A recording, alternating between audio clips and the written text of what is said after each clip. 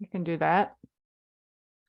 So hi, everybody. I'm Tammy Spector, and I'm a professor at the University of San Francisco, but also for many, many, many years, I served on the Leonardo board of directors, and I'm still on the editorial board of Leonardo. For those of you who don't know what Leonardo is, it's the International Society for Art, Science, and Technology, and it publishes one of the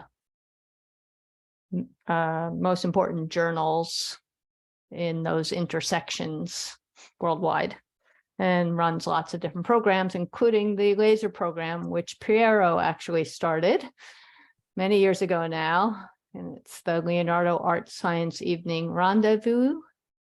And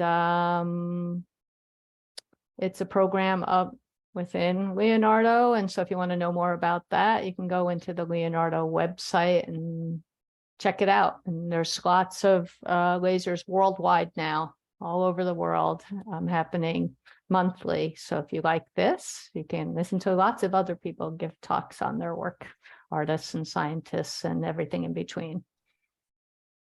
Okay. So I'm going to introduce Annie Kritcher. Okay, somewhere in between. Okay. Annie is the design lead for the first ever fusion ignition experiments in a laboratory at the National Ignition Facility in Lawrence Livermore National Laboratories. She's also leads the team for integrated modeling and is part of the inertial confinement fusion, I think we'll find out what that is, leadership team at Lawrence Livermore National Laboratory. Tonight, she will speak about the state of nuclear fusion research. Welcome, Annie. All right, thank you. Mm-hmm. Let's see if I can get this. Does that look good to everybody? Yep. All right. So hello, everyone. Thank you for coming tonight. I'm really excited to talk to you about something that's been very near and dear to my heart for quite a long time now. And that's being able to bring the power of the stars, the same process that fuels our sun, to the laboratory in a controlled way. And this is done by shooting giant lasers, which I think is cool, given the title of this series. I'd like to thank my collaborators and all the other people that aren't listed on here for their contributions. So why should we care about making stars in the laboratory? You all have heard various forms of our energy issues. We have a global energy crisis beginning after COVID, shortages, increased prices, issues due to the Russian invasion of Ukraine, and combine that with the impact of carbon emissions causing high levels of greenhouse gas, and my lights just turned off, and other sources of energy either causing pollution or long-lived radioactive waste. And couple all this together with our increasing demands for energy consumption with a projected increase to 33% by 2040. And that motivates us to investigate alternative clean energy sources. So the question could be, is our own sun the model reactor? Looking at our sun, it runs on fusion. This is a clean, potential, limitless source of energy. Its self-sustained fusion occurs deep within the core of the sun. These conditions, as you can imagine, are very extreme and also very difficult to replicate on Earth, which is why we haven't done this already. However, we've done now the first controlled laboratory experiment of trying to replicate these conditions for energy production to date. And so I'm happy to talk a little bit more in detail about that experiment today. And we have a long ways to go, but it is a first step in the right direction. Fusion energy is attractive for many reasons. It is a safe, no harmful pollution or long-lived radioactive waste, and also no chance of runaway events because it's so difficult to create these extreme conditions. The plasma will fizzle out if there's any issues. Jumping ahead here. So it's sustainable. It's fueled by isotopes of hydrogen. So the fusion fuel is hydrogen with 1 or 2 more extra neutrons, and this is readily abundant on the Earth or can be breeded. The base load is very high, so very high powers can be achieved with fusion energy. The experiment I'll be talking about today in a little bit more detail generated about 25,000 times the entire US electrical grid capacity, 30 quadrillion watts. But that was only for a very short amount of time, for about the time it takes light to travel 1 inch. Since the products from the reactions are a neutron and a helium nucleus, there's no long-lived radioactive waste. And also fusion doesn't create harmful carbon emissions, which can cause greenhouse gas. Finally, this could provide energy security in times of political tension. And also the basic research that is associated with this also supports the US stockpile physics. In the fusion process, 2 hydrogen isotopes, so hydrogen with 1 or 2 extra neutrons attached to it, combine to form a helium nucleus and a neutron. And these products carry a significant amount of energy away with them, and that's how we get the energy from this reaction. Annie, can I just interrupt you for a second to say something to the audience? I apologize for interrupting your talk. If any of you have questions, please feel free to put them into the Q&A chat, okay? Either during the talk or at the end of her talk. Sorry about that. Oh, that's okay. And I'm not sure that you can see my mouse moving around, but I am trying to point to some things. So Can see it. Okay, cool. So the reason the reaction generates energy is because the total mass of the products after the fusion occurs is slightly lower than the total mass of the deuterium and tritium, the isotopes of hydrogen going into the reaction. And that small amount of missing mass is converted to energy, and using Einstein's equation, we have E equals mc squared. And so just a small change in mass, because c is so high, it's the speed of light, this converts to a significant amount of energy. And this all happens on a very fast time scale, leading to the extreme pressures, which is energy per unit time. So fusion fuel is very powerful. You get extreme amounts of energy in very short periods of time. So if we're looking at the power of fusion, 1 pound of fusion fuel is worth 5,000 barrels of oil and 3.5 million pounds of coal. The hard part is getting to the extreme temperatures that are required to get the material, to get the deuterium and tritium to fuse in the first place. There are many approaches currently trying to do this, either at basic research facilities like Lawrence Livermore National Laboratory, government-funded collaborations, and also private companies.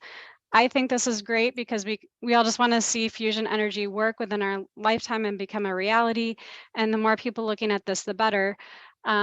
We can learn from each other. We can all advance the general physics knowledge. Our diagnostic development can be applied to many different schemes, engineering, and also target fabrication. And so it's a really fun time to be a part of the community. And within these different approaches, they all vary in the way that they first create the conditions required for fusion to occur, as well as confining it afterwards. And I'll be focusing on one of those. Let's see here, I jumped ahead in the remainder of the talk. So the reason fusion is so challenging is that getting the fuel to fuse requires extreme temperatures to overcome the electrostatic repulsion of the positively charged deuterium and tritium.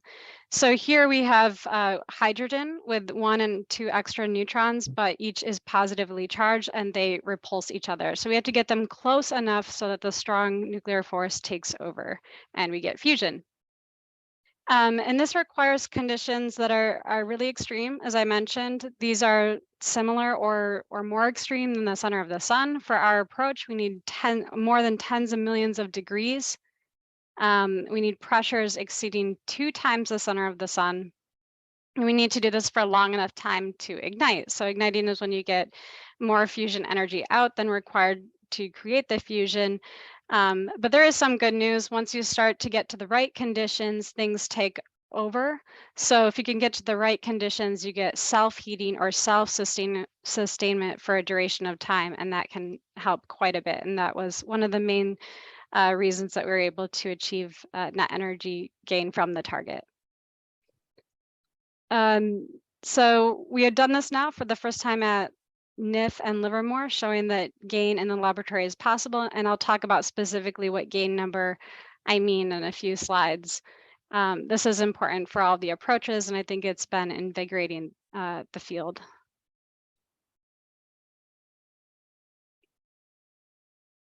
So at the NIF, we use 192 laser beams. The entire building is the size of 3 football fields. I love this picture. And we take that 192 laser beams and shine them down to a very small, onto a very small target to get our energy density and the conditions that are required to get to fusion. So now this is a little bit deeper look inside of the facility.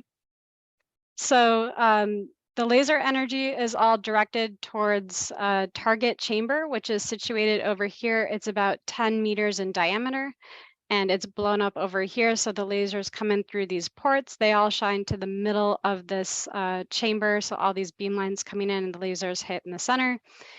Inside of the center of the target chamber sits a target that looks like this. It's about 1 centimeter long. It's a hollow can made out of gold or depleted uranium or a high-Z material. Inside of that can sits a little BB-sized capsule or hollow shell, and within that hollow shell is where the fusion fuel is located, and that is centered in the middle of this can using very thin membranes. So now we take that and we compress and heat it down to the size of about a half of a human hair. So all this infrastructure getting down to make a tiny miniature star in the lab about the size of half of a human hair. And that's how we get our energy density for the fusion. So the approach that I'll be talking about today uses X-rays to implode the fuel, and those X-rays are created by the laser, and we do that to ultimately achieve ignition. So this is now walking through the steps of what happens to the target once we shine the lasers inside of the target. So all of those beam lines, laser beam lines coming in with a total energy of about 2 megajoules for the laser. They come in here and hit the inside of that hollow can. The laser hitting the inside of the hollow can creates a bunch of X-rays. So we get an X-ray radiation bath or an X-ray cavity, or a hot X-ray oven is a good way to think about it. That heats the capsule material, the capsule that holds the fusion fuel. That heats the outside of that material. That heating causes that material to blow outward. And then that sends the remaining fusion fuel inward. So it's an implosion. So it's kind of like a rocket where you burn the fuel off and that sends a rocket up. So we're burning the ablator mass out and sending the fuel in. So the fuel moves in at extreme velocities, 400 kilometers per second. And when all the fuel stagnates in the center to these very small micro stars in the laboratory, we can reach conditions that are relevant for achieving ignition. We have 500 billion atmosphere here. Once you get ignition, you basically, self-heating takes over, and then you can burn up the rest of the fuel that's in the capsule. And just to put this in perspective, going from here to here is like compressing a basketball down to the size of a pea. So part of the challenges here are being able to do this efficiently and symmetrically.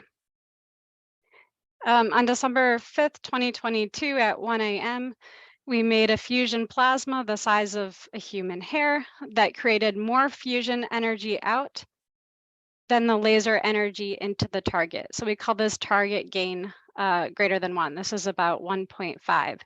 So we've generated more fusion energy out from this little star in the lab than the laser energy on target. The conditions we estimate from our diagnostics was about 5 times the center of the sun in temperature, and pressure is 2 times the center of the sun. We got out 3 million joules and put in 2 million joules, so that's a factor of 1.5. And I already mentioned the extreme powers that can come out of this because it happens on such a short time scale. So the challenge to creating these extreme conditions to ignite the fuel and for a long enough time, working through all those challenges through many years, figuring out what the issues were and trying to fix them and get around them, that's been the path to getting to ignition.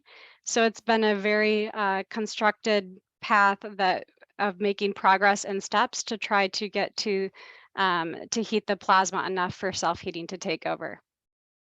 So here we have our hot fusion plasma, and that hot fusion plasma heats itself, but it also tries to cool itself very rapidly through conduction losses and radiation losses. And also the implosion explodes back out, and that is a cooling mechanism. So the way that we are able to finally achieve the conditions for energy gain over the target, laser target energy, is by optimizing the design conditions, so the exact specifications for the target dimensions, materials, etc., as well as improving the laser driver and also how we define when exactly the laser hits the target at very specific times. We define powers throughout the entire laser history. We don't just smack the target with all the laser energy at once. We define very precise times throughout the entire laser history profile to compress, implode this thing very symmetrically, very spherically.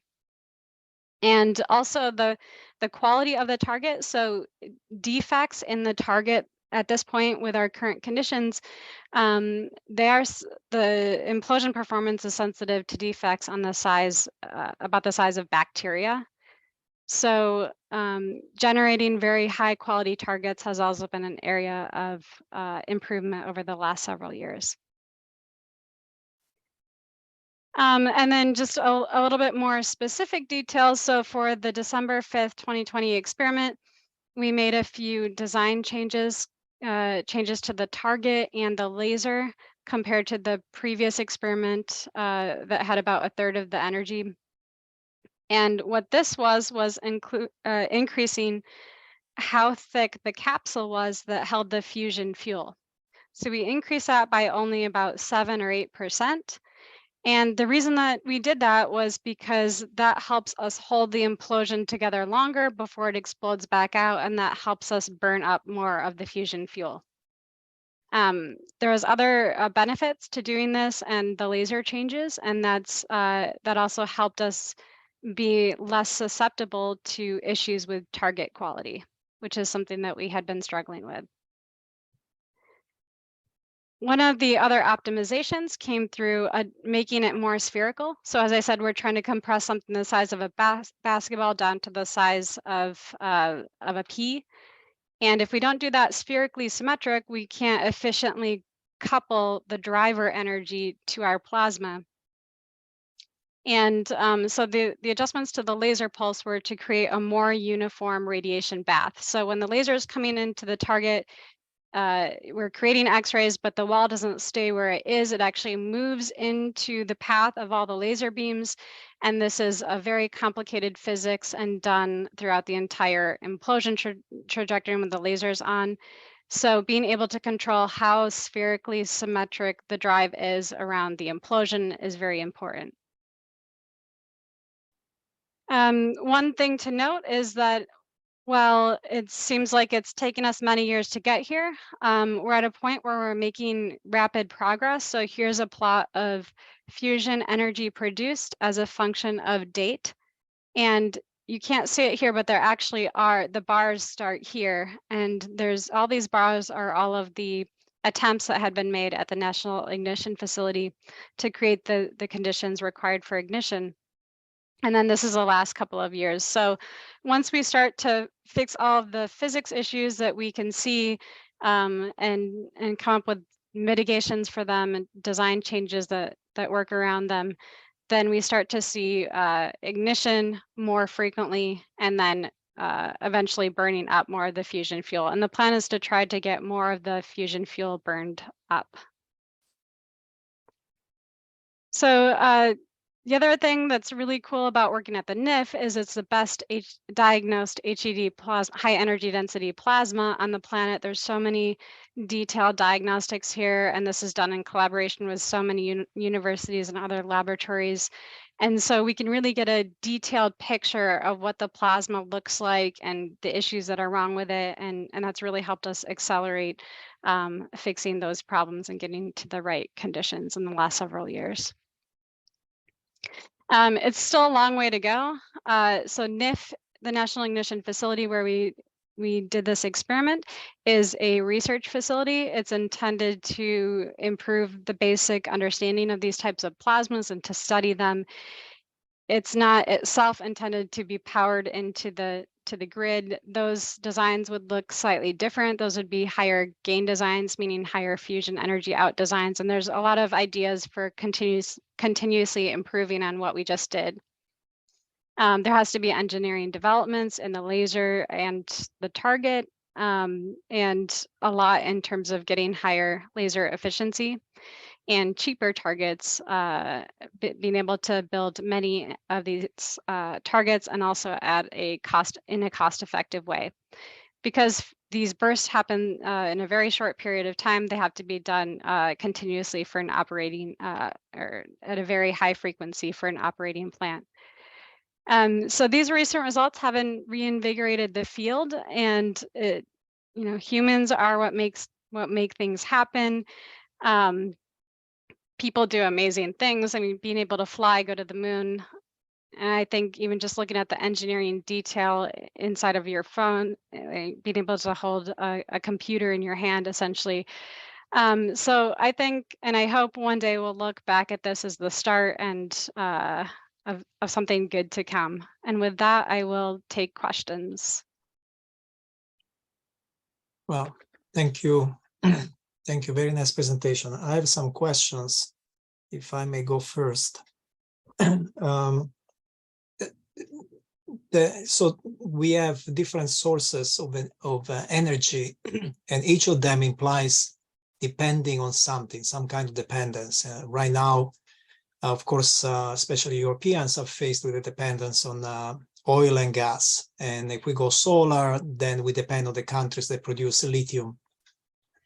And if we have fission power plants, we depend on uranium. Now, with this one, correct me if I'm wrong, there was one of the very first slides. It looks like the fuel is tritium and deuterium, correct? That's correct. So tritium is not a naturally occurring substance, right? Yes. So number one, where does it come from? And number two, the general question is if everybody went with if this becomes feasible 10, 15 years down the road, everybody goes fusion, then what kind of new dependence do we create? Great questions. So you hit on one of the main challenges that needs to be tackled. So I guess I should just start putting this on the slide because it's a really good point here. Is under the developmental stuff that needs to happen, we need better ways of breeding this tritium. So you can breed the tritium with these high energy neutrons hitting lithium. And most of these private companies, I don't work at a private company, but most of these private companies have ideas for how to breed their own tritium. Currently, there's a variety of different sources, but the inventory would be an issue for an operating power plant. This is 100% true. We get them currently from actually a large part of it is from a fission reactor breeding the tritium, but the idea eventually for a fusion plant would be to breed it in an in situ lithium blanket or liquid lithium blanket. And then your other question about what dependencies. So I think if you had an in situ breeding capability that was efficient, then you don't really rely on other countries or reactors to create your fuel, then there is no dependence. I hope I answered the questions, and if not, please ask again. Perfect. Okay, there's some, yeah, go ahead. Tammy, you want to go through the Q&A? Yeah, that's fine. So there's Okay. various, can you see the Q&A? I just opened it up, but I don't see Okay. anything. Let me see here. Okay, Here it is. I can read them to you, or you can look. The first one's from Carlo Sequin, and he's asking, how quickly will you be able to replace the fuel pellet so that you can get a second energy pulse? Yeah, so the frequency at which you'd have to shoot these implosions depends on the gain that you can achieve. So, and also the amount of driver energy you have to expend to achieve that gain. But some of the current private industry companies looking at this for these types of designs or similar designs are looking at something like 10 hertz. And so one of the main engineering challenges would be able to field these targets and get them into the chamber that quickly. And the laser repetition rate isn't so much of an issue. It's mostly about the actual engineering of getting the target in that quickly and being able to shoot at 10 hertz. What type of lasers do we use? Here at the NIF, we use neodymium glass laser, but for an actual operating reactor, you would want different lasers. And there's a lot of new type of laser development going on. One area in a lot of new development on old concepts, so KRF or diode pump lasers probably. And there's no danger of a meltdown. So we're using micrograms of fuel in each implosion. And so even if it took over and burned up all the fuel, that's a good thing. And it still would be at such a low level because it cools itself out and burns up for this case, would be about 70 megajoules in the utmost limit. And that's still not enough for a meltdown because it's so it's not like fission where it wants to fission. It's so difficult to get it to fusion to fuse that that once the bigger issue is not being able to keep it hot, and so it just wants to naturally cool down. Are the neutrons emitted are actually what carry most of the fusion energy away, 14 MeV. And so the neutrons being emitted are what would be used eventually to harness the energy. So it's not a problem, but it's a good thing. And let's see here, bottlenecks for scale up. So hydrodynamically scaling this up is an option, and people are looking into doing that. When you scale up, you need bigger lasers, and that is possible with more efficient lasers to scale up. And we are also looking at some kind of intermediate, smaller scale ups here currently. I think we want to continue to explore efficiencies in the design so that when we scale up, we can get the maximum out. The other issue possibly with a scale up is laser plasma interaction. So as you scale things up, generally that's also not always, but usually you also want higher laser power. And the higher the laser power is, the more it can interact with that plasma that fills the hull realm. So the walls that come in from that cylindrical target can interact with the laser and create a variety of issues. You can generate hot electrons that aren't good for the implosion, but you can also deflect the laser light back out, and that can be a problem, and that can reduce efficiencies, but also can damage your optics assembly. What is the plan of capturing the fusion energy and making it usable for some practical purpose? So this would be in the same vein as a normal, like a fission reactor, where you trap the neutrons coming out and use that to heat water and then extract the energy out. Unless there's a better way at the time, I think at this point, the main engineering challenge is to get the neutrons out and then use the current best technology to use those to heat water.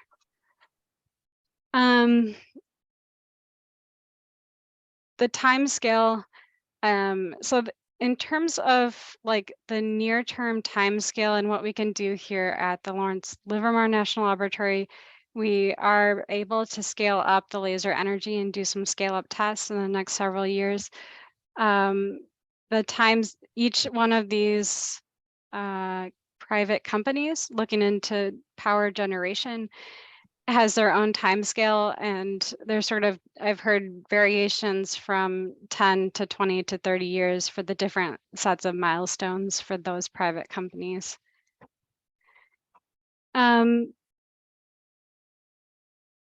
Okay, so can we talk more about how the reaction is contained? I'm trying to flip back to, actually, I have a better picture for that later.